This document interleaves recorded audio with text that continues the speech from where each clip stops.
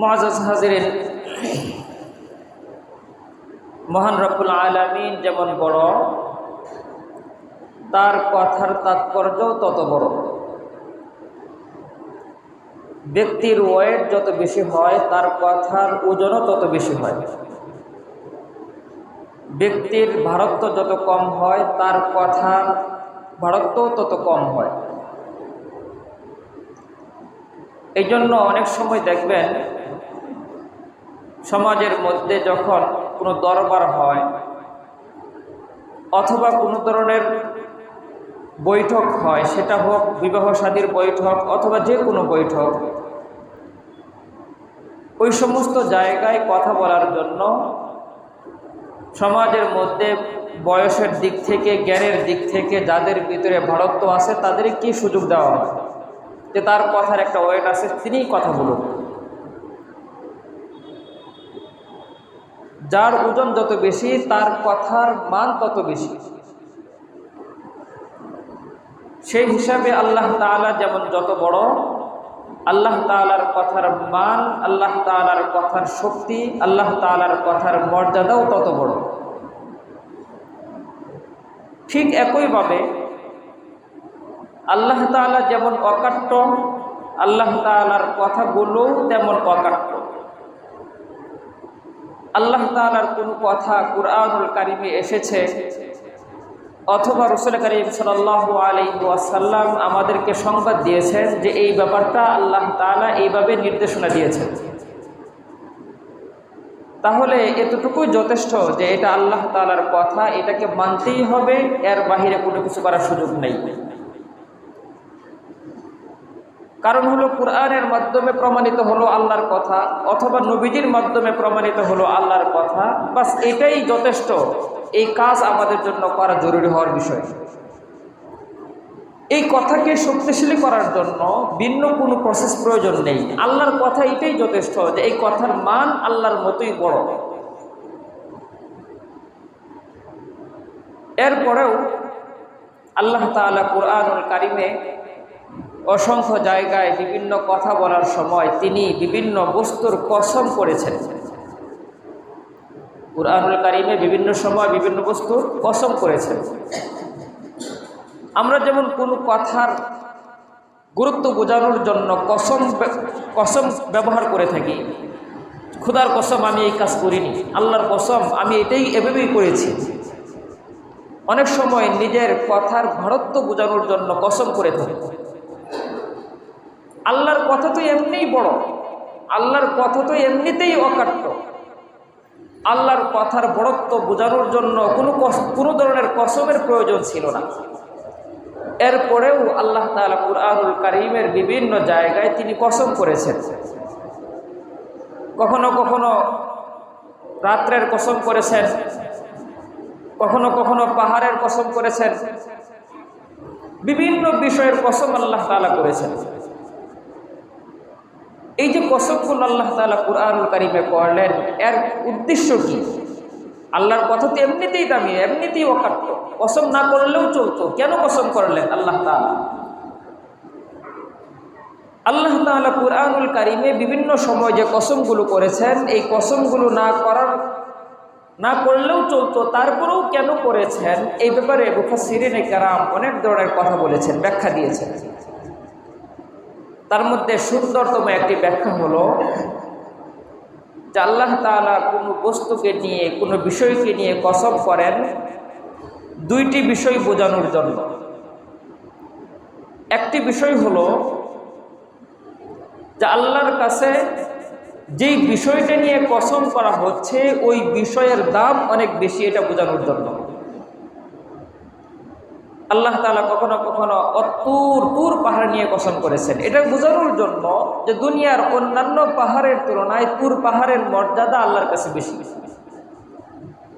ওয়াল ফাজরি, ফজরের সময়ের কসম করেছেন, উদ্দেশ্য অন্যান্য সময়ের তুলনায় ফজরের সময়ের দাম আল্লাহর কাছে বেশি। ওয়াল লাইলি, রাতের কসম করেছেন, বোঝানোর উদ্দেশ্য স্বাভাবিক রাত্রের তুলনায় আল্লাহ স্বাভাবিক সময়ের তুলনায় বিশেষ কিছু রাত্রের দাম আল্লাহর কাছে বেশি। বিভিন্ন বস্তু বিভিন্ন বিষয় নিয়ে কসম করে আল্লাহ তাআলা এটা বোঝাতে চান যে এইটার দাম আমার কাছে অন্যান্যর তুলনায় অস্বাভাবিক বেশি, এটা বোঝানোর জন্য আল্লাহ তাআলা কসম করেন। ঠিক একই একটি কসম আল্লাহ তাআলা করেছেন, আপনারা সকলেই এটা শুনেছেন সূরাতুল ফাজরের মধ্যে, সূরাতুল আসরের মধ্যে আল্লাহ তাআলা কসম করে বলেন ওয়াল আসরি, ওয়াল আসরি, আসরের কসম,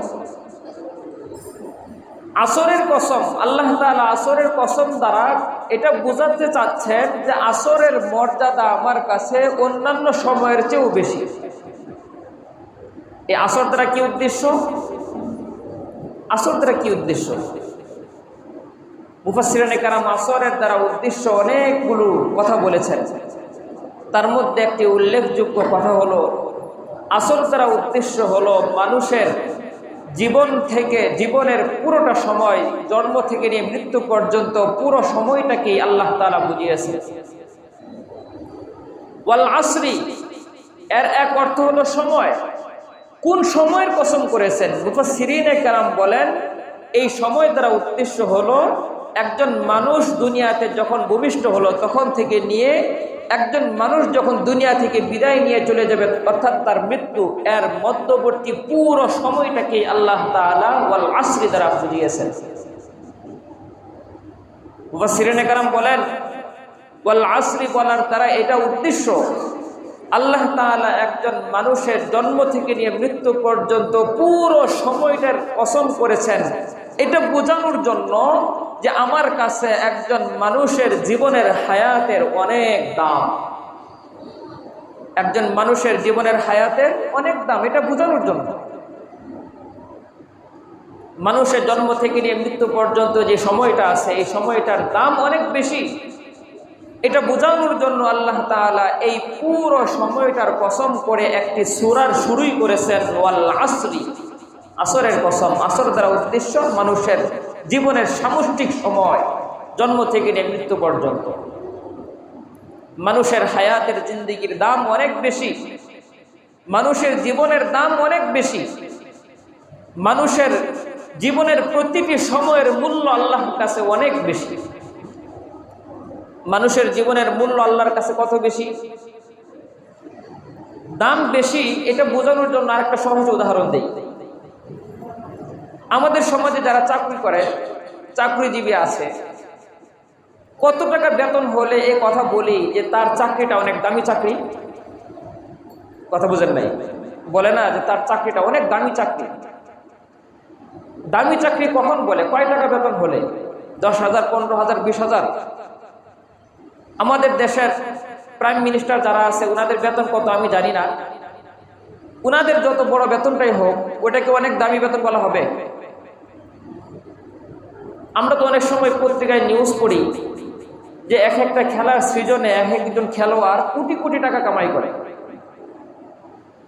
কোটি কোটি টাকা কামাই করে, পত্রিকার নিউজ এগুলো পাই।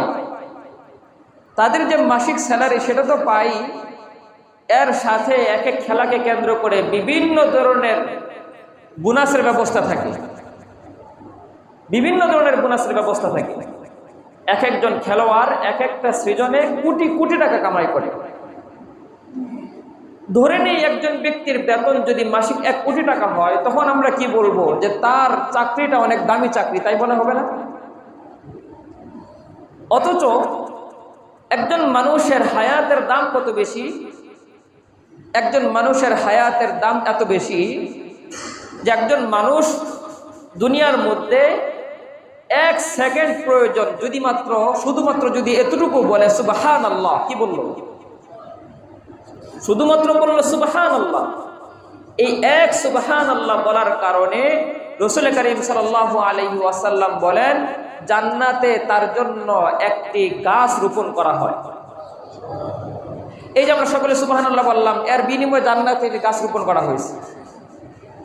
সেই গাছের পরিধি কত বড়, সেই গাছের পরিধি কত বড়, হাদিসের মধ্যে রাসূল করিম সাল্লাল্লাহু আলাইহি ওয়াসাল্লাম বলেন যে ওই গাছের পরিধি এত বড় যে আরবের দ্রুততম একটি দ্রুতগামী একটি ঘোড়া, সেই ঘোড়া যদি তার সর্বোচ্চ শ্রম ব্যয় করে দৌড়াইতে থাকে তাহলে অন্তত পক্ষে 500 বছর লাগবে ওই গাছের ছায়া অতিক্রম করার জন্য। একটি গাছের কত বড় এরিয়া, যেটা পার হতে কত বছর লাগবে? সেই যে 500 বছর লাগবে, এটা কি দুনিয়ায় না দুনিয়ার বাহিরে? আখিরাতে, জান্নাতে। জান্নাতের দিন আর দুনিয়ার দিন এক সমান না অনেক পার্থক্য? আল্লাহ তাআলা কুরআনুল কারীমে বলেন, ওয়া ইন্না ইয়াওমান ইনদা রাব্বিকা কাআলফি সানাতিন মিম্মা তাউদ্দুন। তোমরা দুনিয়ায় যে সমস্ত দিনের গণনা করো, আল্লাহর কাছে এক দিনের গণনার হিসাব তোমাদের দিনের 1000 দিনের সমপরিমাণ একদিন। কথা বুঝেন নাই? আমরা যে দিনগুলো গণনা করি, এরকম 1000 দিন যদি একত্রে হয় তাহলে যেই পরিমাণ সময় হবে, আল্লাহ কুরআনুল কারীমে ঘোষণা করেন আল্লাহর দৃষ্টিতে ওই সময়টা হলো একদিন। ওই সময়টা হলো একদিন। আমাদের 1000 দিনে যদি আল্লাহর একদিন হয়, তাহলে আমাদের 1 বছরের সমান আল্লাহর 1 বছর কতদিন হবে হিসাব করা যায়? হিসাব করতে গেলেও সময়ের প্রয়োজন। এরকম 1 বছর নয়, বরং 500 বছর সময় লাগবে একটি গাছের ছায়া অতিক্রম করার জন্য। এখন কথা হবে, এত গাছ লাগালে লাভ কি? আমি এখানে দুনিয়ায় সুবহানাল্লাহ বললাম, আখিরাতে আল্লাহ গাছ লাগাইলো, গাছ লাগালে লাভ কি? ভাই, আল্লাহ যে আখিরাতে আমার জন্য গাছ লাগাচ্ছেন, সেই গাছটা কি কোথায় লাগাচ্ছেন? জাহান্নামে না জান্নাতে? সেই জান্নাতে যে আমার জন্য গাছ লাগাচ্ছেন, আমাকে সেই জান্নাতের গাছ বুঝাই দিবেন কিভাবে? জান্নাত থেকে বের করে না জান্নাতে দিয়ে? দুনিয়া আমি যেই পরিমাণ সুবহানাল্লাহ বলবো, আখিরাতে অটোমেটিক আমার জান্নাতের পরিধি ততই বেশি বাড়তেই থাকবে। দুনিয়ায় একজন মানুষের বেতন যদি 1 কোটি টাকা হওয়ার কারণে এই কথা বলা হয় যে সে অনেক দামি চাকরি করে, তাহলে আমার আপনার হায়াতের মূল্য কত? যে 1 সেকেন্ড 2 সেকেন্ডের মাধ্যমে আমি জান্নাতের মতো জায়গায় অহরহর অসংখ্য অগণিত এরিয়া আমি অটোমেটিক বুকিং করতেছি। তাহলে আমার আপনার হায়াতের দাম কত বেশি? আমার আপনার হায়াতের দাম কত বেশি? এর জন্য মুহতারাম হাজিরিন, মানুষের জীবনের অনেক দাম। মানুষের জীবনের এক একটি মুহূর্ত অনেক দাম আল্লাহর কাছে। মানুষের জীবনের প্রতিটি মুহূর্ত কি পরিমাণ দাম, একটি সহজ উদাহরণ আল্লাহ তাআলা আমাদের জন্য পেশ করেছেন। একজন নবজাতক বাচ্চা যখন সে তার মায়ের গর্ভ থেকে ভূমিষ্ঠ হয়, তখন যদি ওই নবজাতক বাচ্চাটি মৃত ভূমিষ্ঠ হয়, 1 সেকেন্ডের জন্য কোনো ধরনের আওয়াজ করে নাই। শুধুমাত্র মায়ের গর্ভ থেকে মৃত ভূমিষ্ঠ হওয়ার কারণে তার জিন্দেগিতে কোনো হায়াত সে পায় নাই, 1 সেকেন্ড হায়াতও পায় নাই। এই জন্য শরীয়ত বলে ওই মৃত বাচ্চাটির হুকুম কোনো মানুষের কাঁধে করবে না, বরং ওই মৃত বাচ্চাটিকে কোনো ধরনের গোসলেরও প্রয়োজন হবে না, কোনো ধরনের কাফনের প্রয়োজন হবে না, কোনো ধরনের জানাজারও প্রয়োজন হবে না। বরং ওই মৃত বাচ্চাটি যে কিনা দুনিয়ায় একটা মুহূর্তের জন্য শ্বাস নিতে পারে নাই, ওই বাচ্চাটিকে স্বাভাবিক কোনো কাপড় দিয়ে দাফন করে দেওয়া হবে পেঁচিয়ে। পক্ষান্তরে কোনো নবজাতক বাচ্চা মায়ের গর্ভ থেকে দুনিয়ায় এসে 1 সেকেন্ডের জন্য যদি একটি উহ করে শব্দ করে একটু শ্বাস নিতে পারে, শরীয়ত বলে ওই বাচ্চাটা 1 মুহূর্তের জন্য শ্বাস নেওয়ার কারণে, হায়াত পাওয়ার কারণে এই বাচ্চাটা আগের ওই বাচ্চার মতো নয়, বরং 1 মুহূর্ত হায়াত পাওয়ার কারণে এই বাচ্চাটাকে নতুন করে গোসল করানো হবে, এই বাচ্চাটাকে নতুন করে কাফনের কাপড় পরানো হবে, তার জন্য জানাজার নামাজ পড়ানো হবে, তার জন্য আরো 10টা মানুষের মতো কবরস্থানে তাকে দাফন করা হবে সুন্নত তরিকায়। ওই বাচ্চাটাকে মিল্লাতে ইব্রাহিম এর উপরেই কবরের মধ্যে তাকে দাফন করা হবে। শুধুমাত্র 1 মুহূর্ত হায়াত তার মধ্যে ছিল। এক বাচ্চা ভূমিষ্ঠ হয়েছে, কোনো 1 মুহূর্ত হায়াত পায় নাই, একটু চিৎকারও করে নাই, একটু শ্বাসও নেওয়ার সময় পায় নাই। তার বিধান কি? কোনো দাফন লাগবে না, কাফন লাগবে না, গোসল করানো লাগবে না, জানাজাও লাগবে না, স্বাভাবিক কোনো কাপড় পেঁচিয়ে দাফন করে দাও। আর যদি কোনো বাচ্চা এমন হয় যে বের হয়ে মায়ের পেট থেকে একটু আওয়াজ করেছিল, এরপর মারা গেছে, কতক্ষণ সময় পাইছিল? 1 দিন, 2 দিন, 1 বছর, 2 বছর? বালেগ হয়েছিল, সামান্য পরিমাণ আওয়াজ সে মায়ের পেট থেকে বের হয়ে করেছিল, শরীয়ত বলে এর দাম অনেক বেশি, একে যেমনি তেমনি দাফন করা যাবে না, তাকে গোসল করাও, স্বাভাবিক মানুষের মতো নতুন কাপড় দিয়ে তাকে কাফন পেঁচাও, তার জন্যও জানাজা পড়ো, তাকেও সুন্নত তরিকায় মিল্লাত ইব্রাহিমের উপরে দাফন করো, শুধুমাত্র এক মুহূর্ত হায়াতের কারণে। এই জন্য মুহতারাম হাজিরিন, হায়াতের অনেক দাম। হায়াতের কত দাম বিভিন্ন কিতাবের মধ্যে পাওয়া যায়। এক ব্যক্তি এক কবরস্থানের পাশ দিয়ে অতিক্রম করছিল। কবরস্থানের পাশ দিয়ে অতিক্রম করার সময় দেখলো একটি কবরের মধ্যে গর্ত। কবরের মধ্যে গর্ত। ওই ব্যক্তির কৌতূহল, এই কবরের মধ্যে গর্ত কেন, না জানি কোনো শিয়াল ঢুকলো কিনা। ওই বেচারা কৌতূহল বশত কবরের পাশে গেল, ভালো করে উকি দিয়ে দেখলো কবরের ভিতরে কিছু আছে কিনা। কিন্তু আল্লাহর কি কুদরত, ওই বেচারা কবরের মধ্যে তাকিয়ে দেখে কবরে যে ব্যক্তি দাফন করা হয়েছিল সেই ব্যক্তি নামাজের মধ্যে লিপ্ত। কবরের বাহির থেকে ভিতরে জিজ্ঞাসা করলো, কে ভাই, তুমি তো মৃত হওয়ার কথা, কবরে জীবিত মানুষ কবরের মধ্যে কি করো? কবর থেকে গায়েবী ভাবে আওয়াজ আসছে, আমি জীবিত নয়, বরং আমিও মরছিলাম। মরার পরে আমাকে এই কবরস্থানে দাফন করা হয়েছিল, কিন্তু আমি দুনিয়ার মধ্যে সর্বদা আল্লাহর নেক আমলের মধ্যে কাটানোর পরে আল্লাহর কাছে এই দোয়া করতাম যেন কবরেও আমাকে আল্লাহ তাআলা ইবাদতের সুযোগ দান করেন। গত সপ্তাহে আপনাদেরকে হাদিস শুনিয়েছি, কোন নেককার বান্দা যখন মৃত্যুবরণ করে কবরের মধ্যে তার সাথে কি মুআমালা হয়। আল্লাহ তাআলা ওই কবরের ব্যক্তিটিকে নামাজের সুযোগ দিয়েছেন। এই ব্যক্তি নামাজের এই কথা শোনার কারণে ওই যে কবরস্থানের পাশে যে অতিক্রম করছিল সেই ব্যক্তি জোরে চিৎকার দিয়ে বললেন সুবহানাল্লাহ। কবরের ওই ব্যক্তি যে কিনা কবরস্থ নামাজরত আছে সে বলে, ভাই তুমি যে দুনিয়ার মধ্যে থেকে এক মুহূর্ত সুবহানাল্লাহ বললা, শোনো আমি এই কবরের মধ্যে আজকে 400 বছর হলো নামাজের মধ্যে আছি, আমার এই 400 বছরের নামাজ তোমাকে দিয়ে দিব, আর তুমি দুনিয়ার উপরের ওই এক মুহূর্তের সুবহানাল্লাহর সওয়াবটা আমাকে দিয়ে দাও। ওই যুবক কৌতূহল, কেন আমার সুবহানাল্লাহর দাম তোমার 400 বছরের নামাজের চেয়ে বেশি নাকি? কবরের ভিতর থেকে আওয়াজ আসলো, শোনো ওই দুনিয়ার জিন্দেগি এমন এক জিন্দেগি, সেখানে একবার সুবহানাল্লাহ বললেও সেটার অনেক মূল্য আছে, কিন্তু কবরের মধ্যে কোনো ইবাদতের জায়গা না, এখানে আমি শত শত বছর নামাজ পড়লেও এই নামাজের কোনো মূল্য আল্লাহর কাছে নাই। দুনিয়ার জিন্দেগির এত দাম, দুনিয়ায় যতক্ষণ আছি ততক্ষণ আমার আমল নামায় পুঁজি জমা করার সুযোগ আছে। আমি মারা গেলাম, চোখ বন্ধ হলো তো সব বন্ধ, আমল নামায় পুঁজি জমা করার কোনো সুযোগ নাই। এই জন্য মুহতারাম হাজিরিন, জীবনের খুব দাম। এই জীবন আল্লাহ তাআলা আমাদেরকে দিয়েছেন, এমনি দিয়েছেন।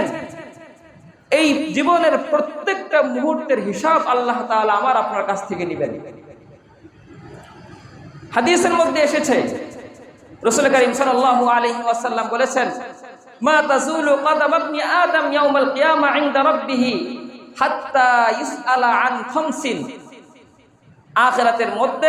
আখিরাতের ময়দানে দুনিয়ার বনি আদমের কোন এক সন্তান, সেটা আমি আপনি আমাদের সকলকেই বলা হচ্ছে, আদমের কোন এক সন্তান কিয়ামতের ময়দানে এক চুল পরিমাণ, মা তাজুলু কদামা, তার এক কদম পরিমাণ তার পা নড়বে না যতক্ষণ না পর্যন্ত হাত্তা ইসআলা আন খামসিন, যতক্ষণ না পর্যন্ত ওই ব্যক্তিকে 5টা প্রশ্ন না করা হবে। আমাকেও 5টা প্রশ্ন করা হবে, আপনাকেও 5টা প্রশ্ন করা হবে, আপনার পরিবারকেও 5টা প্রশ্ন করা হবে, আপনার বিবিকে, আপনার সন্তানকে, আপনার ছেলে মেয়ে, আপনার বাবা মা সকলকে 5টা প্রশ্ন করা হবে। কথাটা কে বলতেছেন? রাসূল কারীম সাল্লাল্লাহু আলাইহি ওয়াসাল্লাম। নবীজির কথায় কোনো সন্দেহ হয়? নবীজি বলতেছেন, মা তাজুলু কদাম ইবনি আদম ইয়াউমাল কিয়ামা ইনদা রাব্বিহি হাত্তা ইসআলা আন খামস। একজন বনি আদমের পা কিয়ামতের ময়দানে এক চুল পরিমাণ নড়বে না যতক্ষণ না পর্যন্ত তাকে 5টি প্রশ্ন না করা হবে। কয়টা প্রশ্ন? এই 5টা প্রশ্নের জবাব রেডি আছে তো? আল্লাহ যে প্রশ্ন করবেন আমাকে 5টা প্রশ্ন উত্তর দিলেই তো আমার পা নড়বে নাকি? 5টা প্রশ্নের উত্তর আমাদের রেডি রাখা উচিত। আমি 5টা প্রশ্নের উত্তর আজকে আলোচনা করব না, একটা আলোচনা করি।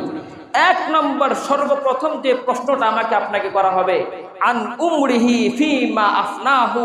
প্রত্যেকটা মানুষকে তার জীবন সম্পর্কে প্রশ্ন করা হবে, ফিমা আফনাহু, তোমার জীবনটা কোন কাজে তুমি ব্যয় করেছো, তোমার জীবনটা তুমি কোন কাজে ব্যয় করেছো, এখানে হিসাব দাও, এরপরে তোমার পা নড়বে। দুনিয়ায় আসলাম, খেলায় খেলায় জীবনটা কাটায় দিলাম। গত সপ্তাহে আপনাদেরকে শোনাচ্ছিলাম মানুষের মৃত্যু এক সময় আসবে এবং মৃত্যুর ধরন কি হবে সেটাও শোনাচ্ছিলাম, কিন্তু মৃত্যুর আগ পর্যন্ত মৃত্যুর প্রস্তুতি কিভাবে নিব সেই ব্যাপারে কোনো ফিকির আমার আপনার নাই। এই জীবনটা কিভাবে কাটাচ্ছি, এই জীবনের প্রত্যেকটা মুহূর্ত কিভাবে কাটাচ্ছি, এর প্রত্যেকের পুঙ্খানু হিসাব আল্লাহর দরবারে আমার আপনাকে পেশ করতে হবে। একটু চোখটা বন্ধ করে হিসাব করুন, চিন্তা করুন, কল্পনা করুন যে আমি এখন কিয়ামতের ময়দান কায়েম হয়ে গেছে, আমি এখন কিয়ামতের ময়দানে উপস্থিত। এখন হিসাবের জন্য আল্লাহ তাআলা মিজান ফুলসিরাত কায়েম করবেন। সর্বপ্রথম আমাকে প্রশ্ন করা হচ্ছে, ও মাস্টারদার অমুক, তুমি তোমার জীবনের হিসাব দিয়ে যাও। এই প্রশ্ন প্রত্যেকে চোখটা বন্ধ করে নিজেকে করুন। এখন জবাবটা আপনি তৈরি করুন, কি জবাব দিবেন, কি জবাব দিবেন তৈরি করুন। মানুষের হায়াত আল্লাহ তাআলা দিয়েছেন, এত সস্তা জিনিস না। মানুষের হায়াতে অনেক দাম আল্লাহর কাছে। মানুষের হায়াতের জিন্দেগির দাম হওয়ার কারণে আল্লাহ তাআলা এটা নিয়েও কসম করেছেন। মানুষ স্বাভাবিক কোনো বিষয় নিয়ে কসম করে না। আমরা কি করি, সাধারণ কোনো বিষয় নিয়ে কসম। আমরাও কসম করার ক্ষেত্রে দেখি এটার দাম কেমন। কুরআন নিয়ে কসম করে, মসজিদ নিয়ে কসম করে, আল্লাহকে নিয়ে কসম করে নাকি? সমাজের মধ্যে নিকৃষ্ট কোনো বস্তু নিয়ে কেউ কসম করে না। যেটা নিয়ে কসম করে এটা অনেক দাম, এই জন্য কসম করে। আল্লাহ যে আমার আপনার জিন্দেগির হায়াতের সময় নিয়ে কসম করেছেন, এটা বোঝানোর জন্য এর একটা দাম আছে আমার কাছে, এমনি এমনি দিই নাই। সুতরাং এই দামি বস্তুর হিসাবও আমি নিব। এই জন্য মোহতারাম হাজিরিন, এই হায়াতের কদর করা চাই, হায়াতের কদর করা চাই। রাসূল করিম সাল্লাল্লাহু আলাইহি ওয়াসাল্লাম আরো এক হাদিসে বলেছেন, ইগতানিম খামসান ক্বাবলা খামসিন, তোমরা 5টা বিষয়ের আগেই 5টা বিষয়ের কদর করো, মূল্যায়ন করো। তোমার জীবনের 5টা মুহূর্ত আসার আগেই 5টা মুহূর্তের কদর করো। ওই হাদিসের মধ্যে একটা বিষয় নবীজি বলেন, হায়াতাকা ক্বাবলা মাউতিক, তুমি তোমার মৃত্যু আসার পূর্বেই তোমার হায়াতের কদর করো। তোমার মৃত্যু আসার আগেই তুমি তোমার হায়াতকে গনিমত মনে করো। মৃত্যু আসার আগেই তোমার হায়াতের জিন্দেগিকে তোমার জন্য সৌভাগ্যের চাবিকাঠি মনে করো। তুমি তোমার এই হায়াতকে কাজে লাগাইলে আখিরাত তোমার সুন্দর হবে, কবর তোমার সুন্দর হবে। হায়াতকে যদি কাজে না লাগাও, তোমার কবরেও অশান্তি, আখিরাতেও অশান্তি। এই জন্য আরবি একটি প্রবাদ বাক্য আছে, আল ওয়াক্তু কাসাইফি ইল্লাম তাকতা ক্বাতাক। সময় আমার আপনার জীবনের প্রতিটি মুহূর্ত একটা তরবারির মতো। কিসের মতো? তরবারির মতো।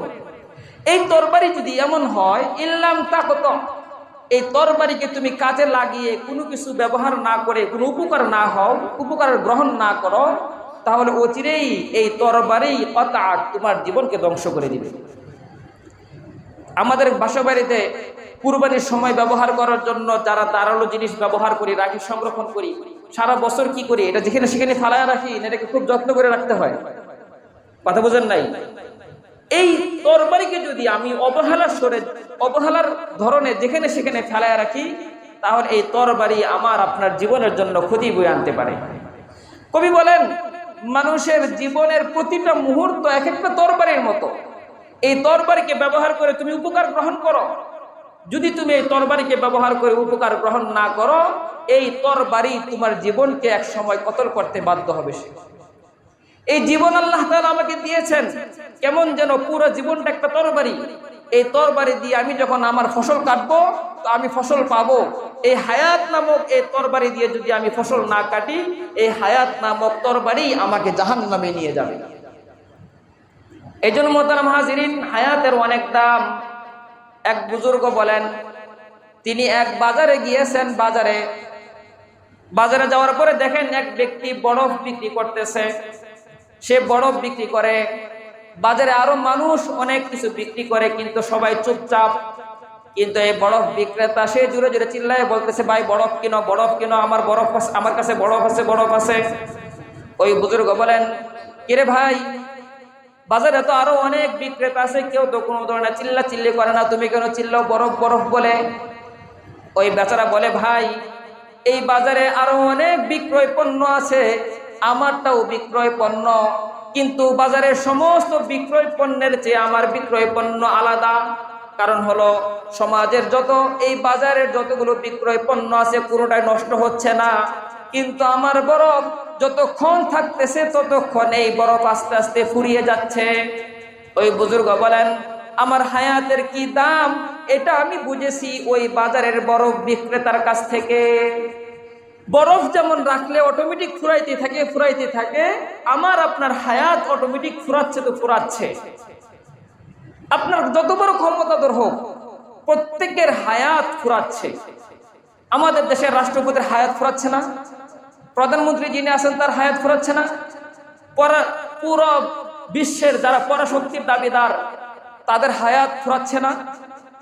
একজন মানে শিশু যে কিনা এই মাত্র মায়ের গর্ভ থেকে ভূমিষ্ঠ হয়েছে 5 মিনিট, ওই 5 মিনিটও তার হায়াত থেকে ফুরাইছে কিনা?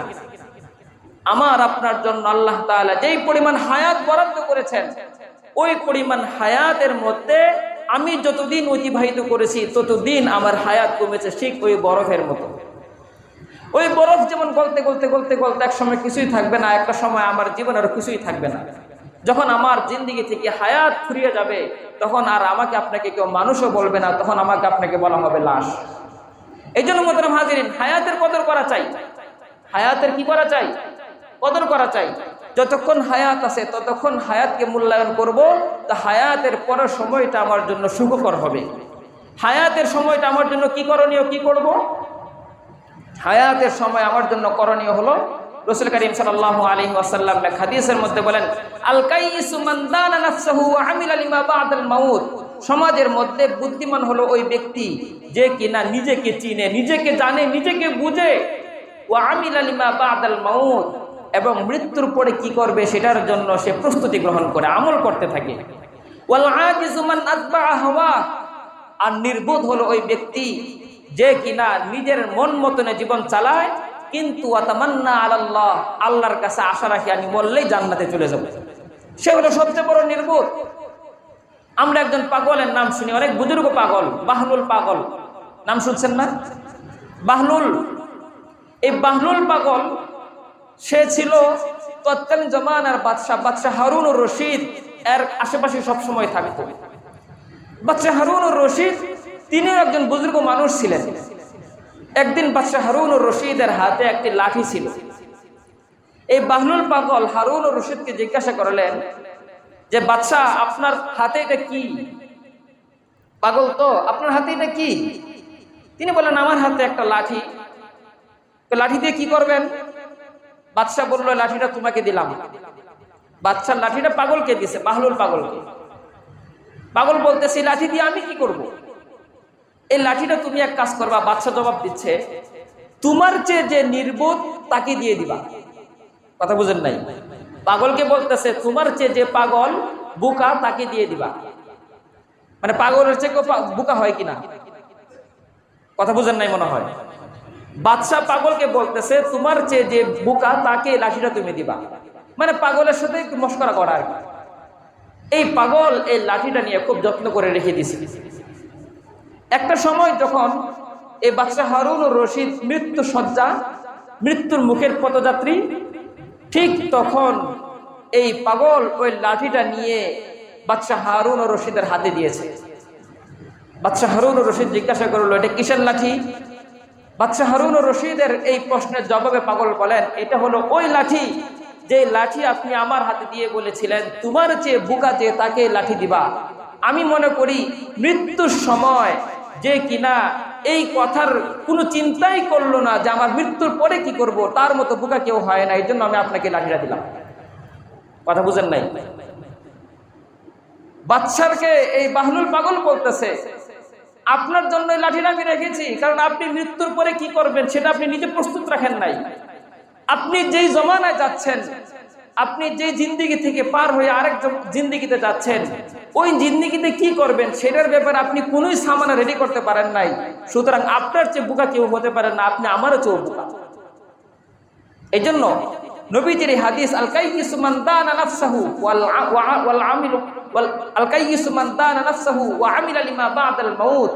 বুদ্ধিমান হলো সেই যে কিনা নিজেকে চিনে, নিজের জিন্দিগিকে চিনে, নিজের হায়াতকে চিনে, নিজের জীবনকে চিনে এবং মৃত্যুর পরের জন্য নেক আমল করে, সেই হলো বুদ্ধিমান। এই জন্য আমাদের উচিত মৃত্যুর পরের জন্য সামানা তৈরি করা।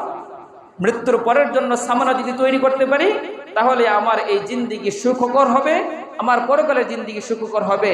এই জিন্দিগি, এটা তো কোনো জিন্দিগি না। ওয়ামাল হায়াতুদ দুনিয়া ইল্লা মাতাউল গুরুর।